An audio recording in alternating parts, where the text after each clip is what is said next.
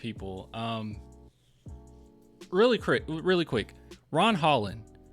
What's your opinion? Okay, this is, and everybody should already know this. Okay, there might be new people. You should know this though. Switch Hill is a genius when it pertains to the draft. Okay, he watches every single. Hold on. I'm not done. Switch. He watches every.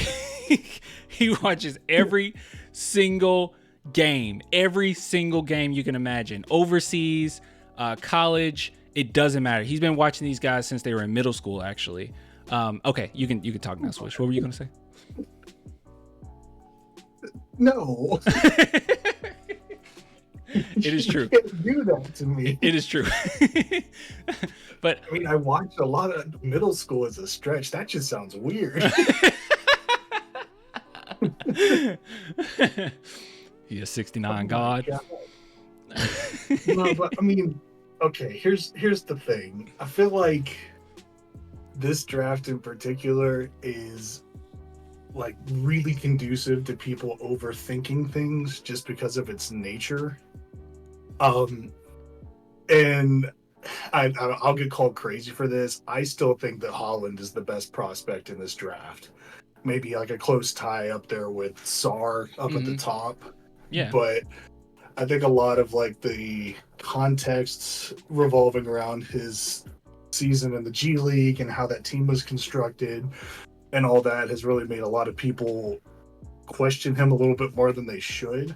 But just I just want to ask you this. So we just talked about that a little bit, but like the inconsistency that a lot of people have been saying, like, oh, he's just so inconsistent.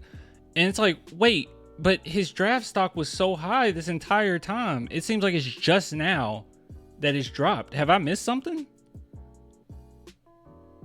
We're getting down to the draft, so like there's going to be a lot of propaganda running around. I mean, he was, I guess, preseason considered to be right around the number one pick along with Buzelis. Yeah, that's the thing. These kids are young. I mean, and the nature of this draft class, it's not like last year where there's like bona fide stars up front. Like there's some really good players in this class, but nobody like Wemby or Scoot or hell, even like Brandon Miller. I don't see anybody like that this year coming out of college that just kind of is that polarizing thing. And like these guys are young, they've got flaws and all that, and especially this G League team. Every single person on there was inconsistent this year. I mean, even the college guys we're looking at were inconsistent. Mm-hmm.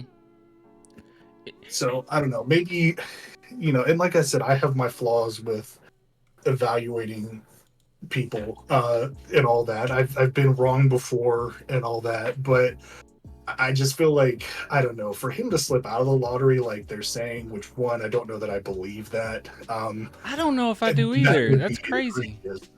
That would be crazy, especially with this draft in particular, right?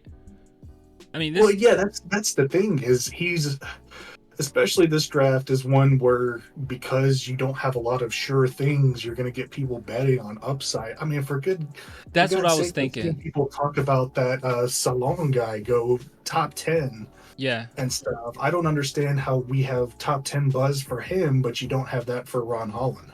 Yeah, that's what I was saying. So, okay, so you have the same opinion then, that maybe it's possibly the fact that people are taking more chances because this draft isn't that strong. Because I know he seems like as sure as a thing as it comes, but it's like we're starting to get all these reports. He can get out of the lottery, but then you can get Salon. That's insane to me. Even the Devin Carter thing was weird to me. I'll disagree on the point that I don't know that he's a sure thing. I mean, every pick is a risk there, but I don't think there's this. Let me put it this way. I don't think there's 15 players better than him in this draft right now. And I don't think that there's 15 with higher upside than him right now. Is there even a prospect that has better defense than him? I mean, the defense is tough because there's a couple of good defensive prospects. I mean, Sarr's a good defender. Castle's a really good defender. I mean, you get down, even Reed Shepard's a decent defender, though I don't know how that'll translate to the pros. But as far as I guess overall ability to defend the inside and out, he's probably the best in the draft just because of his size and all that. Yeah. But I've seen a lot of things come down to they talk about guys shooting, and yeah, his shooting has not been good, but there are not a lot of guys in this draft whose shooting has been good that are towards the top there. Topic. Sar's hit and miss. Topic has been hit and miss. Castle's hit and miss. He's hit and miss. Buzelis is hit and miss. Salon's hit and miss. It's just, if you want a consistent shooter, you basically have to look at somebody like Reed Shepard, who I think is more of an off-ball guard. Yeah. I don't hate him as a prospect. I just don't see him as like a top 5 pick. You got Dillingham, who's a very good shooter, but he's small, not much of a defender and all that. You wonder how it translates. You have Dalton Connect, who's a good shooter, but not going to be much of an NBA defender, and he's older. So it's really just kind of a pick your poison. And I think that's why I like Holland. I'd rather take somebody who has the upside, and this is my bias though. I like, those athletic wings with upside who can play defense at an elite level, and I think he's there. I don't know if the shot will ever come around, but I think his role in the NBA is going to be a lot different than what he did in the G League. I mean, they didn't have a point guard, so he's basically has to run the offense a lot, and he's never going to do that in San Antonio if he goes there.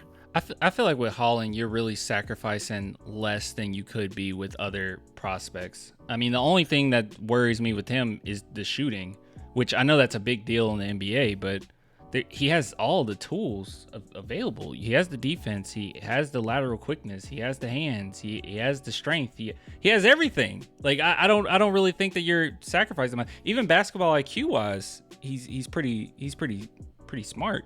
He uses his pretty well. Him trying to run the offense, a lot of times he'd get in situations where he'd over dribble and he'd make some bad passes and stuff like that. He'd take some bad shots. But again, that's him playing as an on-ball guy.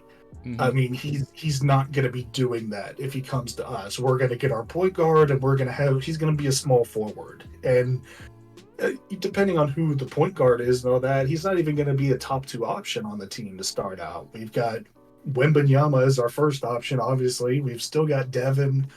We're going to have others in there.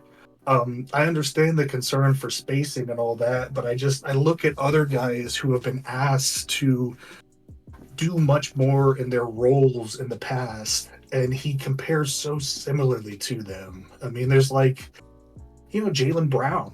I mean, their measurements are almost identical, similar athleticism, similar defensive skill set. Same thing. Jaylen Brown was asked to do a lot when he was at Cal. Averaged over 2 turnovers a game, just like Holland did. Shot poorly from 3, and now the shots come around. So I don't know. I buy into it. I can understand people that don't buy into it, but I really don't get him falling out of the lottery. That just makes no sense to me. That's insane. You mentioned propaganda. I wonder if there is something going on. I mean, there's been certain guys that they've really been propping up where I don't think, at least from what I've seen, that they should be as high as they're making them out to be. Not to disrespect Ricochet or anything. I think he's a really great prospect, but sheesh. He's getting one. That one I really don't get. I think Ricochet is a good player, and I think he's going to be fine. But I just don't know that I see him as a top 2 pick like he's being billed. He's one of those. He doesn't have a low center of gravity. His handle isn't particularly great. And I just don't see him being able to do much other than be a spot up guy who can occasionally drive to the basket. His frame is his frame is kind of like Chet Holmgren's in the sense that he's not very broad in the shoulders, and you wonder how well he's actually going to fill out in the league. He's a good defender, but he's already struggling with physicality with these guys in Europe. How's that going to fare when he gets to the NBA and he's not able to fill out as big? That's where I was talking earlier with someone about why I was wanting Wemby instead of Chet. Obviously, I'm biased as a Spurs fan, but Wemby's got more of a frame, kind of like Anthony Davis than Chet does, to where he's going to be able to fill out and hold his own. And Risa Shea is that one where he'll get stronger, but I just don't ever see him being the force that they say he's going to be. Yeah, I think logic surpasses any bias you have when you say that Wemby is better than Chet. Like that's like obvious. Yeah, I was trying to find I guess it wasn't a clip. I can't find it. But one thing that you mentioned about Risa Shea was saying that he needs to like improve with the ball in his hands, and he even mentioned that. It's really strange. This is really strange that he's getting as much love as he has. Not to say he doesn't deserve it. I mean, he's obviously a lottery pick, but like 1 or 2 is crazy. So, okay, well, as far as I definitely wanted to start there when it came to the whole drops, and just got your idea of or what you think this whole thing is about with him dropping out of the lottery.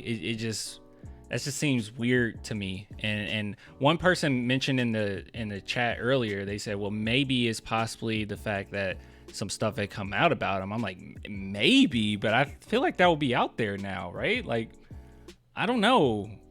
It's weird. Yeah, I don't know either. That's why I don't know what to think of this there. But I mean, we've seen this with other guys who had the same kind of concerns people wondered about. G.G. Jackson last year, he dropped to the second round. And oh, yeah. I thought he was worth a top 10 pick last year, and he wasn't taken top 10. And he's really good, but same kind of problems there. At Cam Whitmore, I thought was worth a top 5 selection, and he fell to 20 and ended up being really good for the Rockets. It happens. Yeah. Well, yeah. All right. Well, it's good that we at least addressed that one. That's good.